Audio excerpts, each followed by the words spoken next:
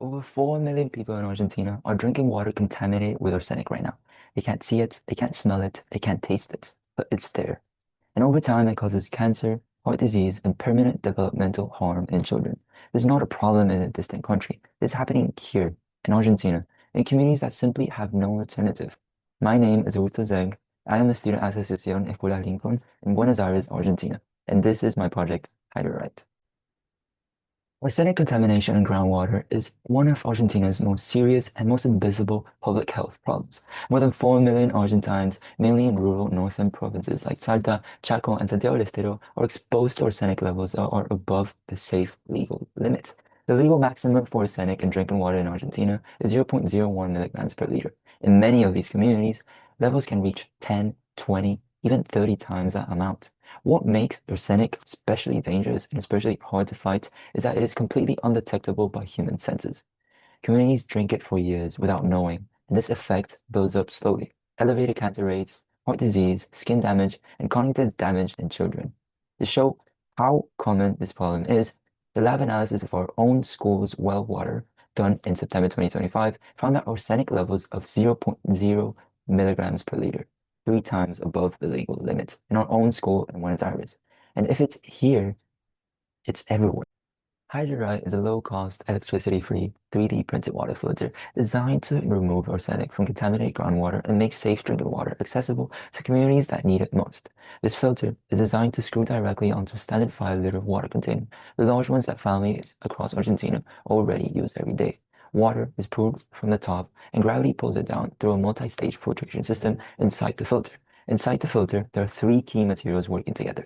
First, cotton, which acts as a pre-filter, trapping sediments and larger particles. Second, activated carbon, which absorbs unwanted substances and improves the taste and smell of the water.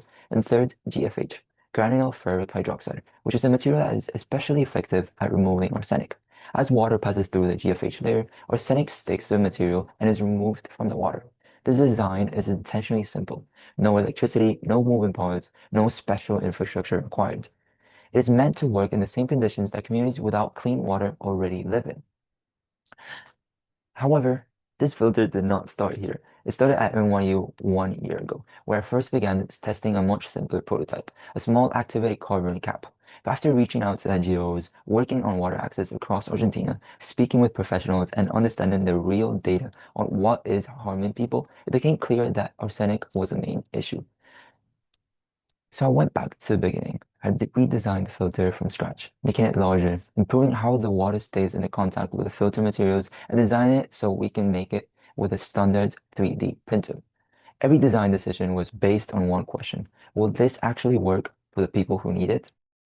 My objective with HydraRight is to build filters to communities that actually need this. And to do this, I've been in contact with 3 NGOs operating across Argentina's most affected regions. Firstly, I've been in contact with Pila, which works in the northern province of Salta, directly with communities that rely on rainwater harvesting and contaminated groundwater. And also, I've been in contact with Fundacion Aguas, which focuses on rural communities with documented arsenic contamination. And lastly, I've been in contact with Sumando, which operates in Tigre and works under Coca-Cola Foundation's Global Water Initiative, bringing both infrastructure and education to vulnerable communities. And each of these organizations represents a way to get my filters into the hands of families who have no other options. Currently, the project is in its lab testing phase. My next step is to run a NAP analysis measuring arsenic levels before and after passing through the filter. And a successful result, which is arsenic levels dropping below the legal limit of 0.01 milligrams per liter, will give me the evidence I need to begin the distribution in partnership with these NGOs. And I think the impact that this project made on me, it was huge, at least for me, because I grew up with strong personal passion for technology, and I've always had it for building stuff and really just problem solving stuff. And I previously just created stuff for my own personal enjoyment without really thinking about the impact or like the external impact that I could use my skills for. And HydraRight just really just marked the turning point on me. And it made me really just apply my skills to something meaningful for others that actually makes an impact. And this experience just changed my perspective and purpose in creating technology. And that shift really just changed on how I see everything. And This experience of building this project really has also taught me several things. So just being humble. Because when I started this project, I thought I understood the problem, which I clearly didn't. It took real conversations with NGO coordinators, with water quality professionals, with people working on the field to really understand that my first prototype was solving the wrong problem. Arsenic wasn't even on my radar until like those conversations. And I had to be willing to throw away months of work to start over. And that was really hard for me, but it ended up being the right thing. And the second lesson I really learned from this that I really want to take out was independence. Nobody really told me to do this project and nobody graded this project for me. And there's no deadline from a teacher telling me when to submit it. And every step I take in, every email I've sent, every meeting I've set up, every redesign I've done came from intrinsic motivation. And no one has really pushed me to do this. So it really sometimes questioned me how deep my motivation is for this. And I've learned that real projects don't have to come from permission, but rather from your own motivation.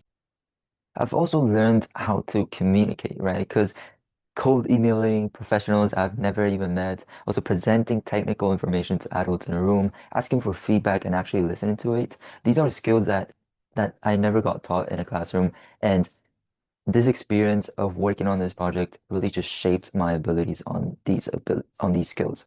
And I think my project directly connects with global citizenship because, at least for me, global citizenship is quite simple.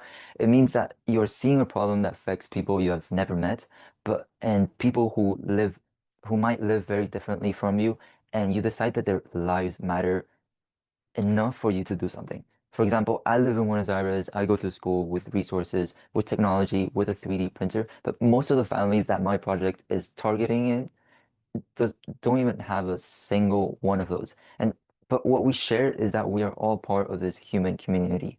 And that means that their access to clean water is my problem too. And this project has taught me that you do not need to wait until you're older or more qualified or more experienced to start making a difference. You just need to start. And I think that is what being a global citizen really is. I'm not talking about change, but actually trying to create it with whatever you have, wherever you are.